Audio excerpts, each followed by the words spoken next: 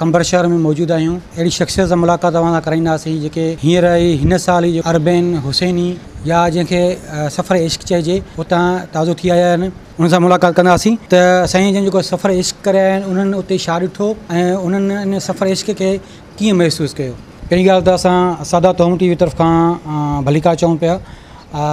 सफ़र इश्क या मिशी या जंहिंखे चइजे त सफ़र हुसैनी अवां कीअं ॾिठो ऐं नजफ़ खां करबला ताईं अवां इहो सफ़र में छा छा मनाज़िर ॾिठा उहे असांजी नाज़रीन खे ॿुधाईंदा।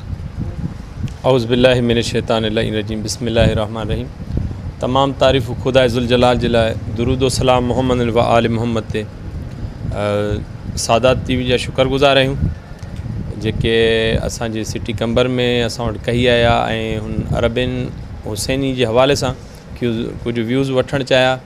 अल्हम्दुलिल्लाह खुदा पाक जी रहमतुनि ऐं उन जे करम सां असांखे क़ब्र हुसैन अलैहिस्सलाम जी ज़ियारत नसीब थी ऐं मुसलसिल जेको असांजो सफ़र रहियो, टोटल असांजो 14 ॾींहंनि जो सफ़र हुयो, जंहिंमें असां नजफ़ पहुतासीं। जीअं उतां असां सफ़र इश्क नजफ़ खां करबला ताईं असां सफ़र कयोसीं, जेको असांजो 3 ॾींहंनि में तय कयोसीं।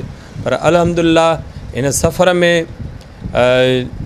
अहिड़ियूं शयूं असां ॾिठियूंसीं जेके असांखे पाण खे फ़ख़्रु महसूसु थियणु लॻो त असांखे खुदा ज़ुल जलाल जंहिं रुतबे ते फ़ाइज़ कयो आहे। मां पंहिंजे लफ़्ज़नि में ईअं चवंदुसि त खुदा ज़ुल जलाल असांखे अशरफुल मखलूक़ात करे असांखे हिन सरज़मीन ते आंदो ऐं असांखे उहो अहसासु थिए थो सफ़र इश्क हुसैनी में त असांखे पंहिंजी क़दुरु मंज़िलत जी ख़बर पए थी त असां इंसान आहियूं ऐं जंहिं रुतबे ते फ़ाइज़ आहियूं उन रुतबे जी असांखे ख़बर पए थी। असां जॾहिं सफ़र इश्क हुसैनी कयूं था, मौला जे तरफ़ असांजा क़दम गामज़न था थियनि ऐं उन में असांखे उते जा जेके मोमिनीन आहिनि जेके उतां ख़िदमत था कनि ज़ाहिर इमाम हुसैन अलैहिस्सलाम जी, हू ॿुधाइनि था त तव्हांजो रुतबो छा आहे।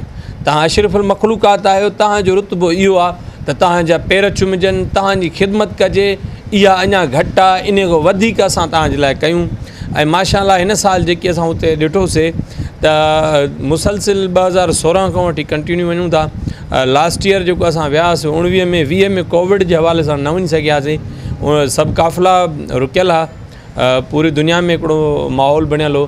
जंहिंमहिल हाणे असां पहुतासीं उते करबला जी सरज़मीन ते, त उते जेके ज़ाहिर इमाम हुसैन अलैहिस्सलाम जे लाइ इंतज़ामात कया विया तमामु बहितर खां बहितर।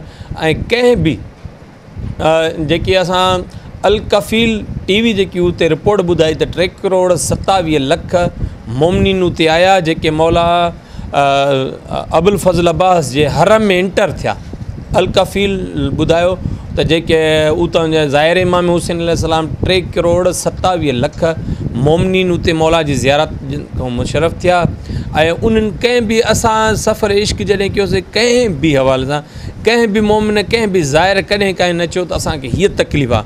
अञा बि हू पंहिंजे हिकिड़े ख़ुशी जे अंदाज़ में ॿुधाइनि पिया त असांजी एतिरी ख़िदमत कई थी वञे जंहिंजे असां लाइक़ु बि न आहियूं, पर मौला हुसैन अलैहिस्सलाम जी तरफ़ असां गामज़न आहियूं ऐं असांखे इहो शरफ़ उतां हासिलु थो थिए।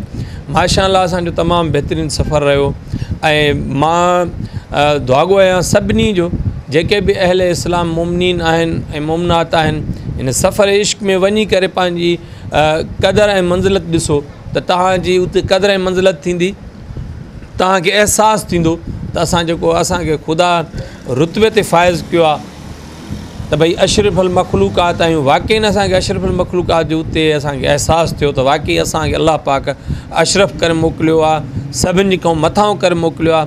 पर वॾे में वॾी ॻाल्हि इहा आहे त असां उन्हनि जी पैरोकारी कयूं था जेके वमा अरसलनाके इल्ला रहमतुल लिल आलमीन जे रुतबे ते फ़ाइज़ आहिनि। उहे रहमत लिल आलमीन जा बचड़ा आहिनि। नवासाए रसूल जी असां ज़ियारत कईसीं। असां यकीन था ॼाणूं त असांजे रूह में हिकु ताज़गी आई आहे। ऐं मां हिकिड़ी पंहिंजी दिली हिकिड़े हवालो ॾींदुसि सादात टीवी जे तरफ़ खां जेकी मां व्यूज़ थो ॾियां, त उते जंहिंमहिल असांजी आख़िरी अलविदा थी मौला जे हरमनि खां, त अजीब मंज़र हो। ईअं महसूसु पियो थिए त असांजे जिस्म खां असांजो रूह निकिरे थो। एतिरी माना हिकिड़ी कशिश ऐं एतिरो मौला जे ग़म में निडाल हुयासीं। मौला जी ज़ियारतुनि सां सभई सरशार थियासीं ऐं जिन जिन मोमिनीन असांखे दुआनि जे लाइ चयो, असां उन जे लाइ सभिनी जे लाइ दुआ ॻायूं। ऐं जेके असांखे ॾिसी रहिया आहिनि ऐं जेके असांखे ॾिसंदा असां उन्हनि जे लाइ बि दुआ कयूं मौला उन्हनि खे बि सफ़र इश्क में गामज़न करे। तव्हां मुसलसल जेको आहे 2016 खां वठी सफ़र इश्क में वेंदा रहिया आहियो। इन 16 खां वठी हिन साल ताईं 2021 ताईं अव्हां सफ़र इश्क में कहिड़ी तब्दीली ॾिठी या अहिड़ा कहिड़ा मौजज़ात जेके अव्हां जे नज़र में अॻियां गुज़रिया हुजनि जेके अव्हां असांजे ॾिसंदड़नि सां शेयर करे सघो? माशाअल्लाह क़िबला साईं मां 2016 खां वठी कंटिन्यू वियो आहियां। कोविड जे हवाले सां 19 में 20 में असां न वञी सघियासीं।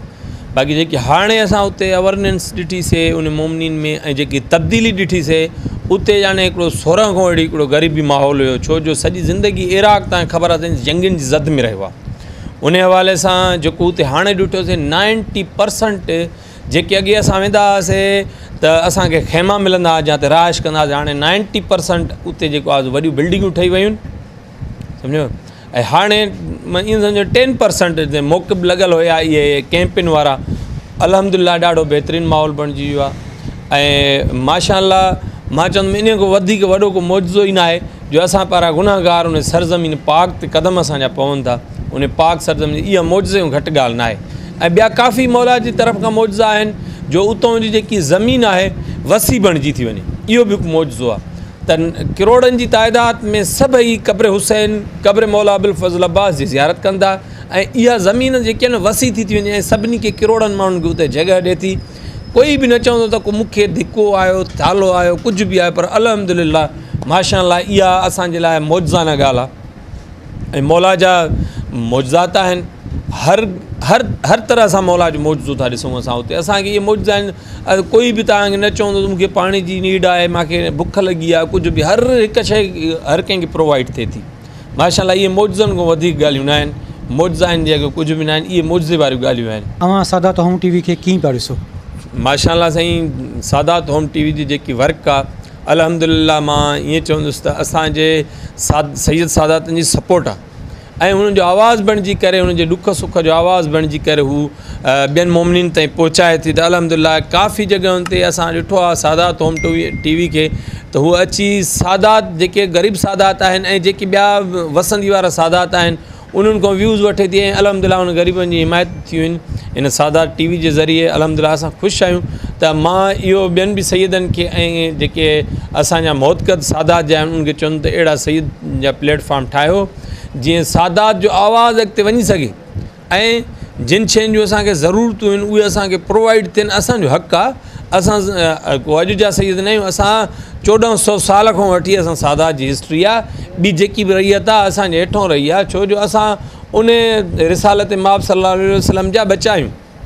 असां सहू सैयद आहियूं ऐं असां ख़िदमतगार सैयद आहियूं, सभिनी ख़िदमत कंदा आहियूं। अहिड़ा प्रोग्राम अरेंज थियणु खपनि ऐं माशाअल्लाह साईं तव्हांखे मौला जस ॾींदो, मौला तव्हांखे सिहत सलामती अता कंदो त अव्हां अहिड़ा प्रोग्राम मुनक़द करे ऐं सैयदनि जी हौसला अफ़ज़ाई कयो था।